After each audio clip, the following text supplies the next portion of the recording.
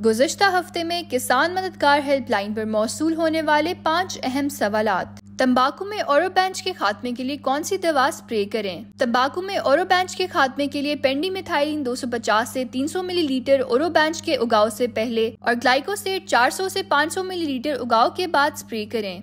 Napier grass में जड़ी बूटियों की तल्फी के लिए कौन सा स्प्रे करें? नेपियर ग्रास में जड़ी बूटियों की तल्फी के लिए बिजाई के वक्त एस-मेटाक्लोर 800 मिलीलीटर और उगाव के बाद एट्राजीन 400 से 500 मिलीलीटर इस्तेमाल करें। मकई के निचले पत्तों के पीले होने की वजूहात क्या हैं? ग़िज़ाई अज्जा की कमी, खास तौर पर नाइट्रोजन की कमी की वजह से निचले पत्ते पीले हो जाते हैं। पानी की कमी या ज़्यादती दोनों की वजह से पत्ते पीले हो सकते हैं। फंगस या बैक्टीरिया की वजह से होने वाली बीमारियां भी पत्तों के पीले होने का सबब बन सकती हैं। मिट्टी में नमकियात का ज्यादा होना या मिट्टी का सख्त होना भी पत्तों के पीले होने का सबब बन सकता है। रेतली जमीन में गंदम में तीसरे पानी के साथ खादों का शेड्यूल क्या होना चाहिए? रेतली जमीन में तीसरे पानी के साथ खाद का इंतखाब फसल की नौइयत और मिट्टी के तज्जिए पर मुनहसर है। ताहम आम तौर पर तीसरे पानी के साथ नाइट्रोजन और पोटेशियम वाली खादें मुफीद होती हैं। लहसुन की अच्छी पैदावार और ताकत के लिए कौन से माइक्रो न्यूट्रिएंट्स का इस्तेमाल करें? लहसुन की अच्छी पैदावार और ताकत के लिए ह्यूमिक एसिड 400 से 500 मिलीलीटर और जिंक सल्फेट 2 से 3 किलोग्राम फी एकड़ इस्तेमाल करें।